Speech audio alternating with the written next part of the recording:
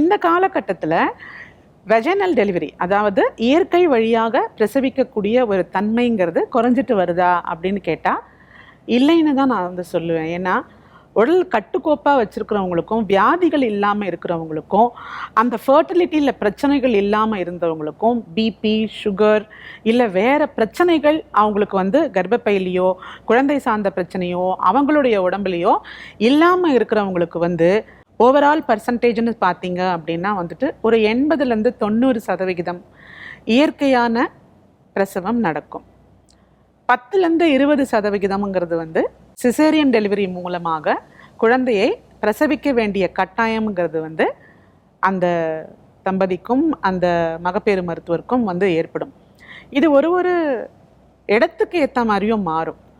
அந்த பேஷண்ட்டுடைய கண்டிஷன் எப்படி இருக்குது, அந்த பேபியுடைய கண்டிஷன் எப்படி இருக்குது, அவங்களுடைய சுற்றத்தார் வந்து என்ன விதமான கேர் எதிர்பார்க்குறாங்க. Sometimes deliveries are decided by astrologers. அதாவது இந்த நாள், இந்த கிழமை, இந்த நேரம் அப்படின்னு குறித்து கொடுத்து இந்த டைமில் எங்களுக்கு டெலிவரி பண்ணி கொடுங்கன்னு சொல்லக்கூடிய ரெக்வஸ்ட்ஸ் வரும்போது அந்த பேப்பரை வச்சுக்கிட்டு நாங்கள் யோசிக்க ஆரம்பிச்சிடுறோம் இது எப்படி சாத்தியம்ங்கிறது.